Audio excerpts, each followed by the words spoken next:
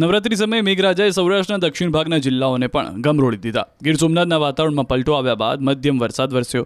ઉના કોડીનારમાં વાતાવરણ બદલાયું અને ક્યાંક ઝરમર તો ક્યાંક હળવાથી મધ્યમ ઝાપટા વરસ્યા. ગીર સોમનાથના અરબી સમુદ્રમાં ભારે કરંટ જોવા મળ્યો અને ઊંચા મોજા ઉછળ્યા.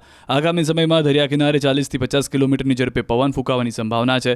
સાથે જ ભારેથી ભારે વરસાદની આગાહી છે. આ તરફ પોરબંદરના બંદર પર હવામાન વિભાગની આગાહીને જોતા બંદર પર 3 નંબરનું સિગ્નલ લગાવાયું અને માછીમારોને દરિયો ન ખેડવા તંત્ર દ્વારા સૂચના આપવામાં આવી. તો જૂનાગઢના ગિરનાર રોપવે કરાયો બંધ. ભારે પવનને કારણે રોપવે બંધ. વહેલી સવારથી જ ફૂંકાઈ રહ્યો છે ભારે પવન. યાત્રિકોની સલામતીને ધ્યાને રાખીને રોપવે બંધ કરાયો. ભાવનગર જિલ્લાના પાલીતાણા સહિત પંથકના ગામોમાં વરસાદી માહોલ. વહેલી સવારથી જ શહેર તેમજ ગ્રામ્ય વિસ્તારમાં વરસાદી માહોલ. નવરાત્રી દરમિયાન વરસાદી માહોલ સર્જાતા ખેલૈયાઓમાં ચિંતાનો માહોલ.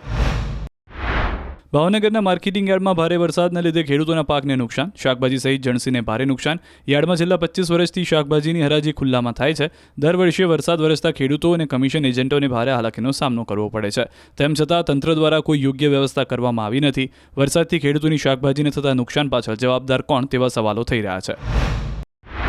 ભાવનગર શહેરમાં પણ ધીમી ધારે વરસાદ. શહેરના કાળિયા બીડ, શાસ્ત્રીનગર, ચિત્રા, ઘોઘા સર્કલ, વાઘાવાડી સહિત વિસ્તારમાં વરસાદ. આ તરફ મધ્ય ગુજરાતના ભાગોમાં પણ વરસાદી માહોલ. છોટાઉદેપુર જિલ્લામાં કડાકા ભડાકા તેજ પવન સાથે વરસાદ. દાહોદ જિલ્લાના જાલોદ, લીંબડી, સંજેલી, ગરવાડા, ધાનપુર, ફતેપુરા સહિતના વિસ્તારમાં વરસાદ. પંચમહાલના ઘોગંબા, ગોધરા, પાવાગઢ સહિતના વિસ્તારમાં ક્યાંક હળવો તો ક્યાંક ભારે સ્વરૂપે વરસાદી માહોલ. વરસાદી માહોલથી ગરબા આયોજકો અને ખેડૂતોમાં ચિંતા. ખેતરમાં ઊભા ડાંગરના પાકને નુકસાનની ભીતિ. આ તરફ વડોદરાના ડભોઈ પંથકમાં વરસાદી માહોલ. બપોર બાદ ધીમી ધારે વરસાદ. આગાહીના પગલે ખેલૈયાઓના રંગમાં ભંગ પડે એવી શક્યતા.